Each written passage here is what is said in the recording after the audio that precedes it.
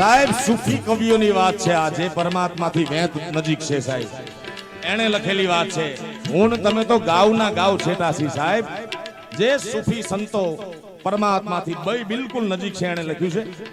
આહા, મસ્જિદ એક મંદિર બે ये मैं खाने, मस्जिद मंदिर और ये मैखाने, जने જ્યાં જાવું અહીંયા જાય. મેખાનામાં શરાબ ખાનામાં પરમાત્મા ન હોય એવી બાબત નથી સાહેબ.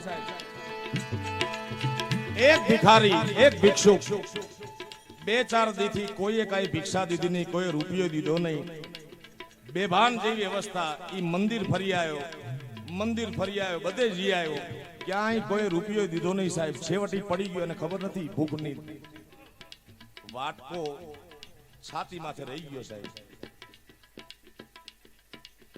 કોક માણસે પાણી છાંટ્યું અને એની આંખ ખુલી અને વાટકો જોયો તો કોક 10ની not, coke 50ની, coke 100ની, 500ની, coke 1000ની not સાહેબ. એટલે એ વિચાર કર્યો કે 2-4 દી રખડ્યો, બધા મંદિર જી આવ્યો, કોઈએ કાંઈ દીધું નહીં, મસ્જિદ જી આવ્યો, ધર્મ ક્ષેત્રમાં જી આવ્યો, આ છે કયું મંદિર? અને આમ હાથના નેજવા કરીને જોયું તો અંદર બધા શરાબ પીતા હતા સાહેબ.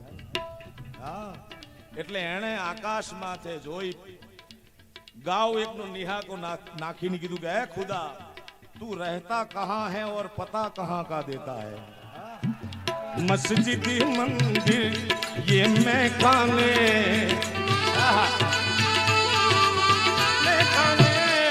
मस्जिद मंदिर ये मैखाने, कोई ये माने तो कोई वो माने.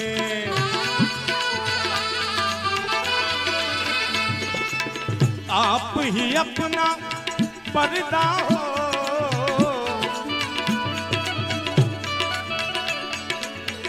आप ही अपना पर्दा